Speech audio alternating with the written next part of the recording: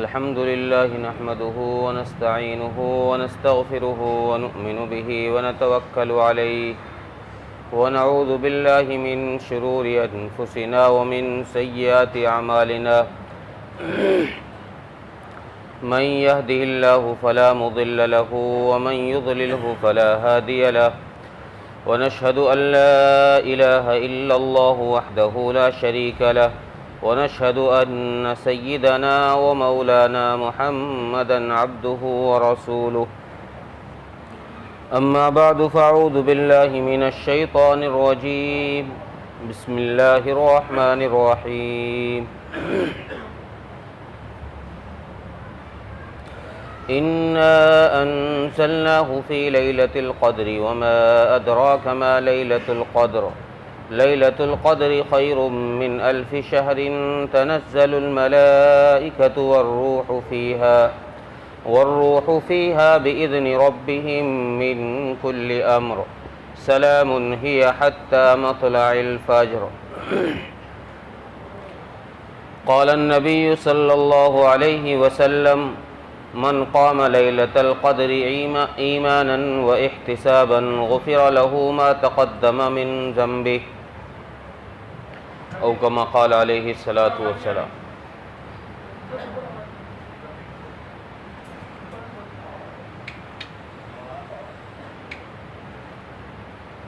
پہلے چیک کرنا چاہیے نا، پہلے تو چیک نہ کرو نا۔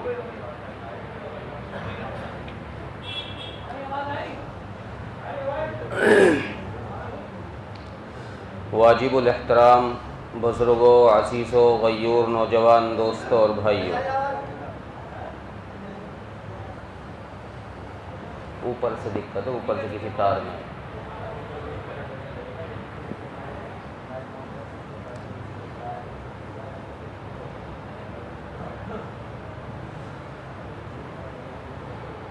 غیور نوجوان دوستوں اور بھائیوں،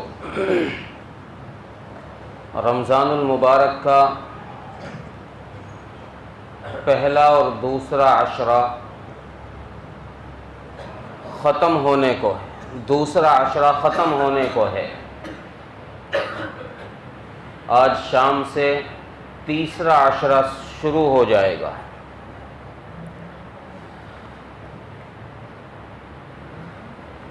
اور رمضان المبارک جس تیزی کے ساتھ نکل رہا ہے، گزر رہا ہے، پتہ بھی نہیں چل رہا کب میں 20 دن نکل گئے۔ ہمارے اعمال کی وجہ سے وقت کی بے برکتی اتنی ہو گئی ہے کہ اللہ تبارک و تعالیٰ کی طرف سے وقتوں کی برکت کو اٹھا لیا گیا۔ بڑی تیزی کے ساتھ ایام گزر رہے ہیں۔ رمضان المبارک کے تیسرے عشرے کے اندر دو چیزیں بڑی اہم اللہ تبارک و تعالیٰ نے رکھی۔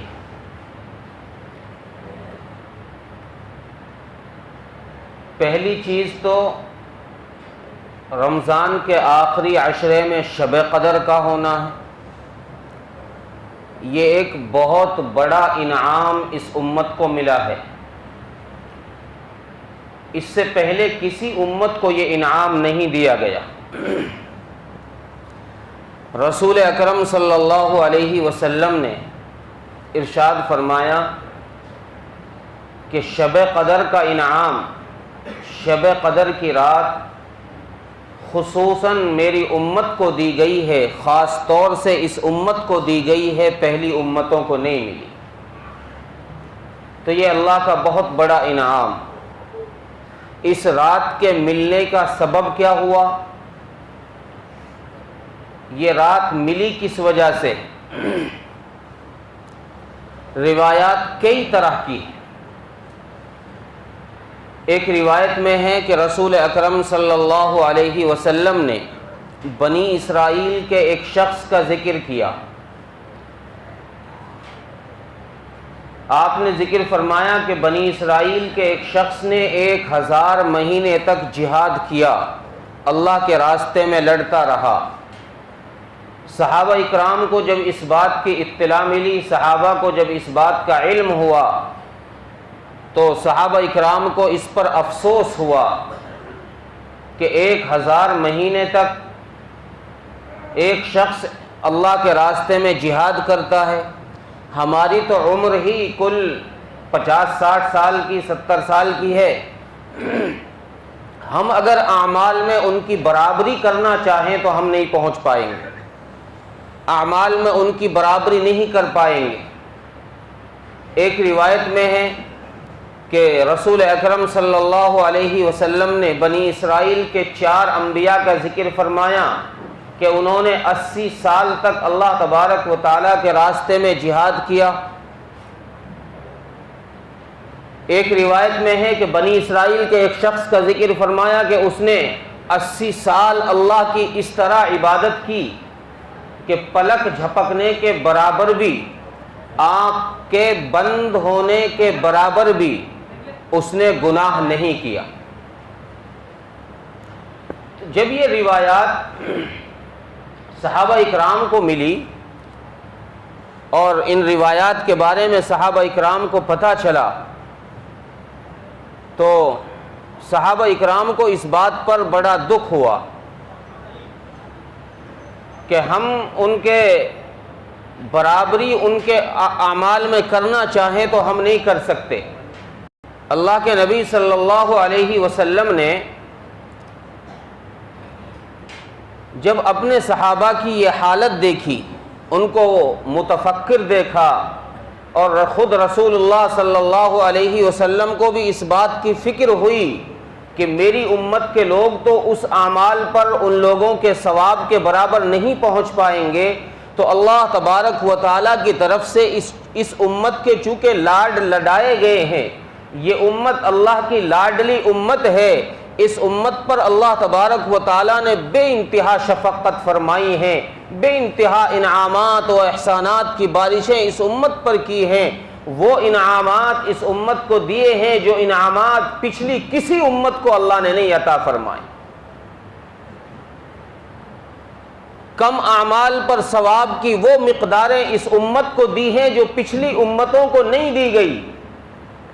تو جب اللہ تبارک و تعالیٰ نے اپنے حبیب صلی اللہ علیہ وسلم کو غمزدہ دیکھا، آپ کے صحابہ کو غمزدہ دیکھا، آپ کو متفکر دیکھا، تو اللہ تبارک و تعالیٰ نے سورۃ القدر نازل فرمائی اور حضرت جبرائیل علیہ السلام کو حکم فرمایا کہ جاؤ میرے نبی کو تسلی دو اور خوشخبری سناؤ۔ سورۃ القدر لے کر حضرت جبرائیل علیہ السلام تشریف لاتے ہیں، آپ صلی اللہ علیہ وسلم کو سورت سنائی جاتی ہے، انا انزلناہ فی لیلۃ القدر، کہ ہم نے اس قرآن کریم کو لیلۃ القدر میں نازل فرمایا ہے، اور پھر آگے زیادتی شوق کے لیے ارشاد فرماتے ہیں وما ادراک ما لیلۃ القدر، تمہیں پتہ بھی ہے لیلۃ القدر کیا چیز ہے، اس کی قیمت کیا ہے، لیلۃ القدر کا مقام کیا ہے، لیلۃ القدر میں عبادت کرنے کا ثواب کیا ہے۔ اللہ تبارک و تعالیٰ نے شوق دلایا، شوق دلانے کے بعد وما ادراک ما لیلۃ القدر لیلۃ القدر خیر من الف شہر، آگے اللہ تبارک و تعالیٰ نے پھر اس کی قیمت بتائی ہے کہ قیمت کیا ہے۔ نبی جی آپ پریشان نہ ہوں، ہم نے آپ کی امت کے لیے وہ تحفہ دے دیا ہے، وہ نایاب ہیرا دے دیا ہے جو ہم نے پچھلی امتوں کو عطا نہیں کیا تھا۔ اب تیری امت کا کوئی فرد اٹھ کر کے اس ایک رات میں عبادت کر لے، ہم 1000 مہینوں سے زیادہ ثواب ایک رات میں دے دیں گے۔ آپ یوں ہی فکر کر رہے ہیں کہ پچھلی امت کے کسی شخص نے 1000 مہینے جہاد کر لیا، آپ متفکر ہو گئے کہ میری امت ثواب میں کیسے ان کی برابری کرے گی؟ پچھلی امت کے لوگوں نے 80 سال عبادت کیا کی، آپ متفکر ہو گئے، غمزدہ ہو گئے کہ میری امت نیچے رہ جائے گی، ثواب میں کمی رہ جائے گی۔ اے میرے پیارے حبیب، آپ کو غمزدہ ہونے کی ضرورت نہیں ہے۔ ہم نے آپ کے لیے ایسی ایک رات عطا کر دی ہے کہ جو بندہ ایک رات میں عبادت کر لے، اس رات میں چاہے پوری رات عبادت نہ کرے، اس رات میں کسی حصے میں رات کے ذرا سی دیر بھی اگر عبادت کر لی تو ہم اس ذرا سی دیر کی عبادت کرنے کا ثواب بھی 1000 مہینوں سے زیادہ دیتے ہیں۔ سبحان اللہ، کیا انعام ہوا ہے اللہ کا، کیا لاڈ لڈائے ہیں اللہ نے۔ خیر من 1000 شہر، سوچ کے دیکھو دنیا کی کون سی بزنس ہے ایسی، کون سا کاروبار ہے ایسا جہاں 1 روپے کے عوض میں 1000 دیے جا رہے ہیں۔ 1 روپے کی چیز کو 1000 کے منافع کے ساتھ بیچا جا رہا ہو۔ اس دنیا میں کوئی کاروبار ایسا نہیں ہے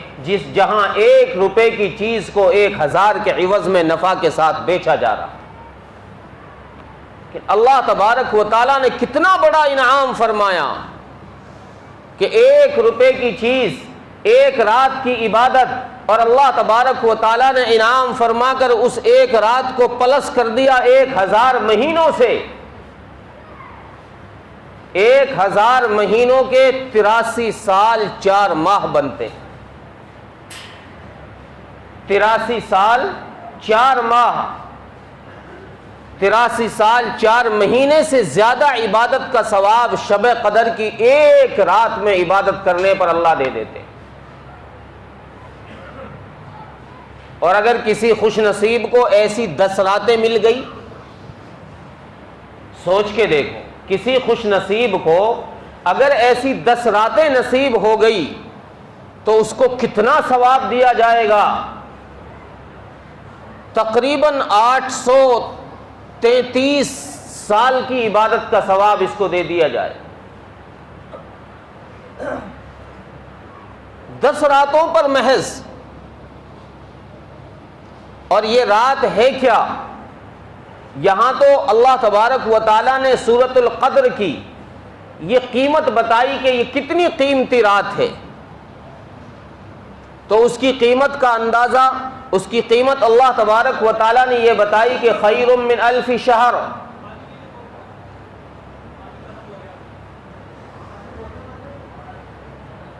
کہ 1000 مہینوں سے بہتر۔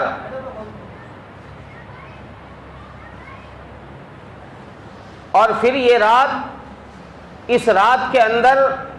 قدر کے ایک معنی اور لکھے ہیں مفسرین نے کہ قدر کے معنی آتے ہیں تنگ ہو جانا، تنگ پڑ جانا۔ تنگ کیا کس چیز کا تنگ پڑ جانا؟ مفسرین فرماتے ہیں کہ اللہ تبارک و تعالیٰ فرماتے ہیں تنزل الملائکۃ، کہ اس رات میں اللہ کی طرف سے فرشتوں کی بارشیں ہوتی ہیں، فرشتے نازل کیے جاتے ہیں۔ والروح فیہا، آگے خصوصیت سے حضرت جبرائیل علیہ السلام کا ذکر فرمایا کہ حضرت جبرائیل علیہ السلام کو خصوصیت کے ساتھ نازل کیا جاتا ہے، فرشتوں کے لشکر نازل کیے جاتے ہیں، اتنے فرشتے نازل کیے جاتے ہیں، مفسرین فرماتے ہیں کہ زمین تنگ ہو جاتی ہے، چھوٹی پڑ جاتی ہے زمین۔ ایک قدر کے معنی یہ بیان فرمائیں، اور ایک قدر کے معنی بیان فرمائیں مقدار کے،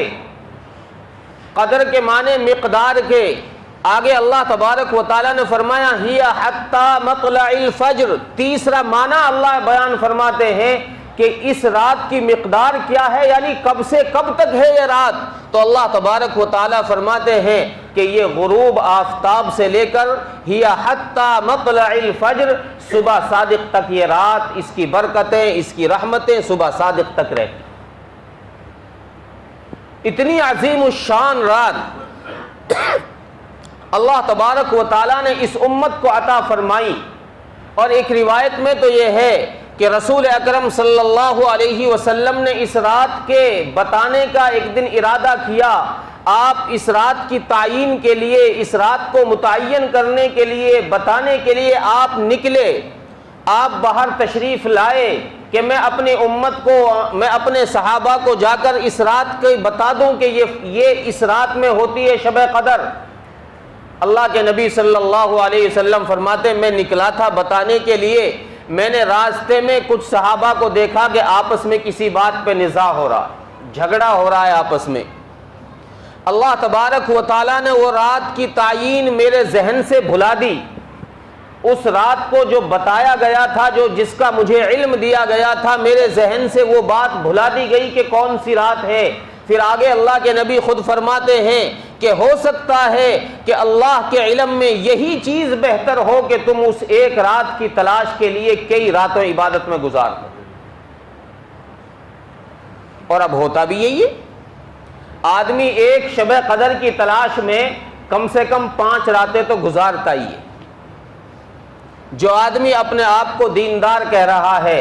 جو آدمی اپنے آپ کو نیک سمجھ رہا ہے، نیک نہ بھی سمجھ رہا ہو، گنہگار بھی شب قدر کی راتوں میں آ ہی جاتا ہے اللہ کے سامنے۔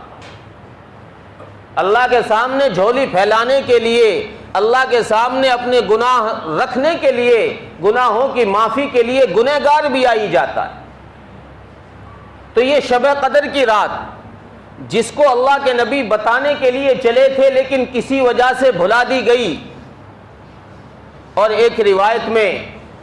ایک دوسری روایت میں شب قدر کے متعلق ہی فرماتے ہیں، حضرت ابو سعید خدری رضی اللہ عنہ فرماتے ہیں کہ رسول اکرم صلی اللہ علیہ وسلم نے ایک رمضان میں پہلے عشرے میں اعتکاف فرمایا، پھر دوسرے عشرے میں اعتکاف فرمایا، پھر تیسرے عشرے میں آپ نے اپنے ترکی خیمے سے سر مبارک نکالا اور ارشاد فرمایا کہ بھائی میں نے پہلے عشرے کا اعتکاف کیا تھا شب قدر کی تلاش کے لیے،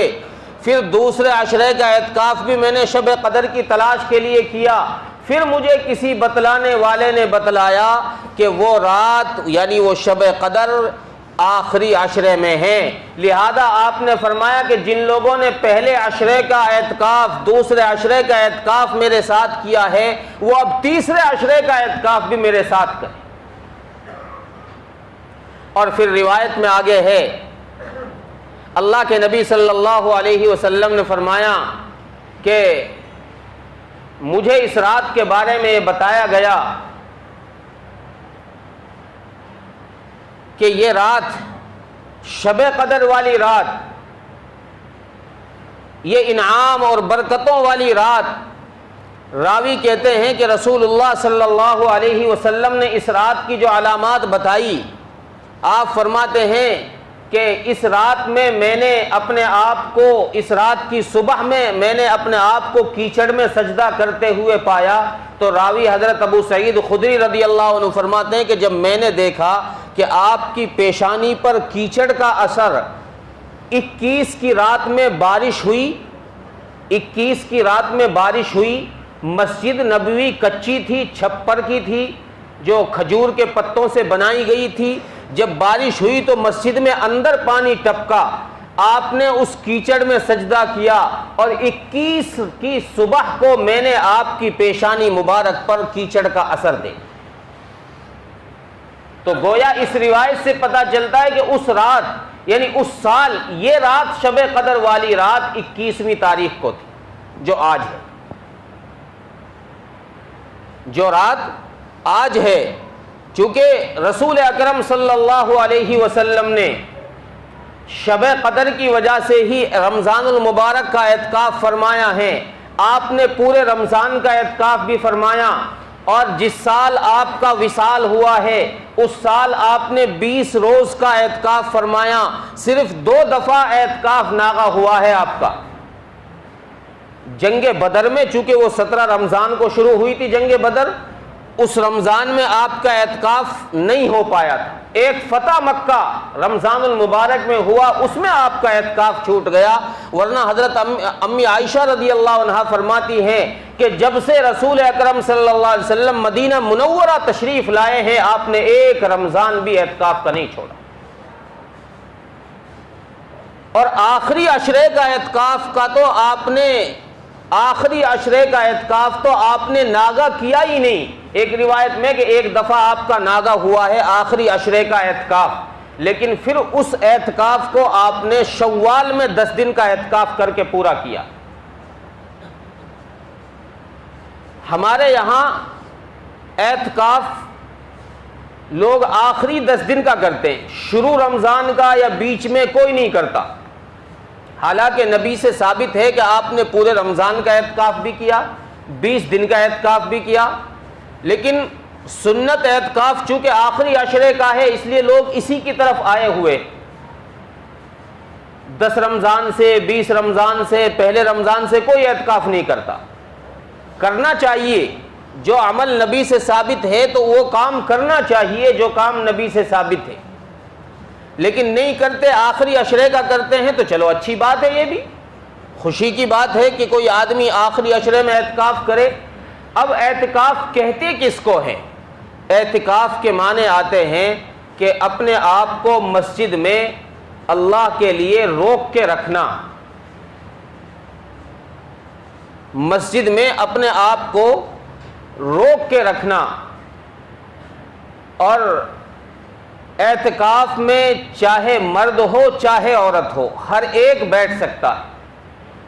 یہ نہیں کہ مرد ہی مرد بیٹھیں گے عورتیں نہیں بیٹھیں گی، عورتیں اپنے گھروں میں اعتکاف کر سکتی ہیں، گھر کے کسی کونے میں اعتکاف کی نیت کر کے بیٹھ جائیں، اعتکاف ہو جائے گا۔ مرد حضرات مسجد میں کہیں بھی بیٹھ جائیں، کسی کونے میں بیٹھ جائیں، بیچ میں بیٹھ جائیں، مسجد مسجد ہے، مسجد کے کسی بھی حصے میں معتکف بیٹھ سکتا ہے، پردے لگانا کوئی اعتکاف کے لیے شرط نہیں ہے۔ اگر زیادہ بھیڑ ہو تو پھر پردے لگانے کی ضرورت نہیں ہے، کم لوگ ہوں تو پردے لگائیں آسانی سے، اگر زیادہ تعداد ہو جائے معتکفین کی تو پھر پردے لگانے کی ضرورت نہیں ہے، پھر ایسے ہی رہنے دی، اور مسجد کے کسی بھی حصے میں معتکف رہ سکتا ہے، کسی میں بھی لیٹ سکتا ہے، بیٹھ سکتا ہے۔ ہاں مسجد سے باہر اگر قدم رکھا بلا ضرورت کے تو پھر اعتکاف ٹوٹ جاتا ہے، بلا ضرورت کے مسجد سے باہر اگر قدم رکھا، ایک ہے ضرورت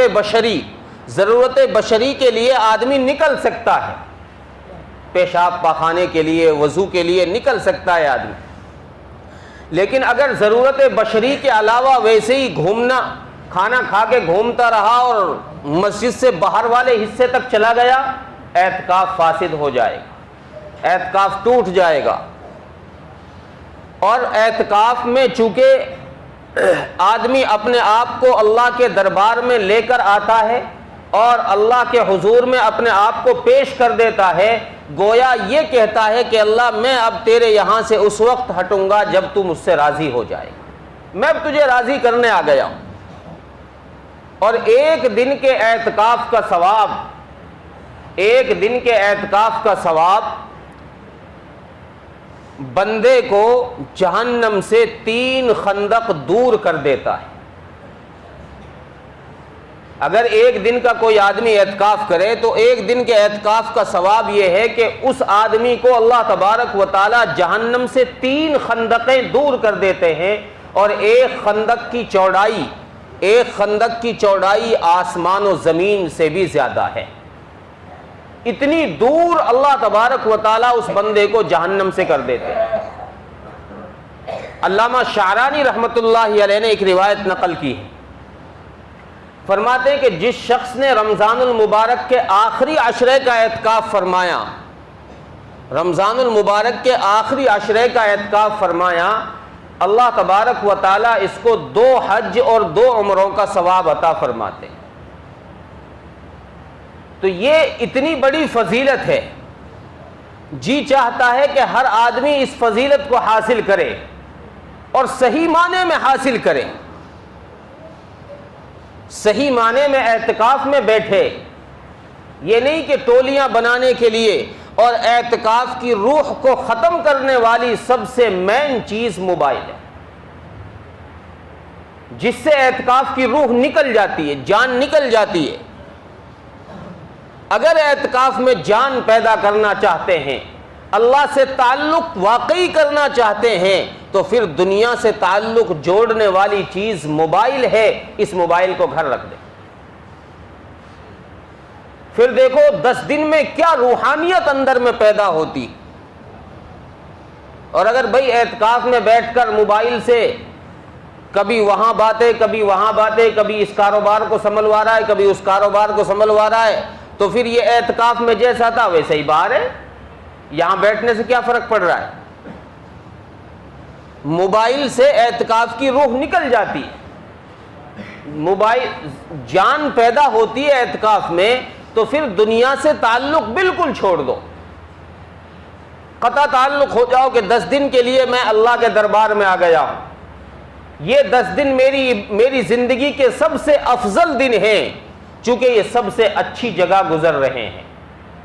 مسجد سب سے اچھی جگہ ہے کہ نہیں؟ حدیث میں رسول اللہ صلی اللہ علیہ وسلم نے ارشاد فرمایا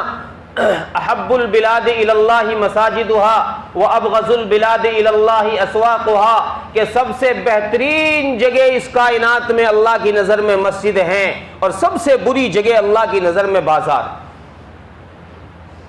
تو سب سے بہترین جگہ میں بندہ آ رہا ہے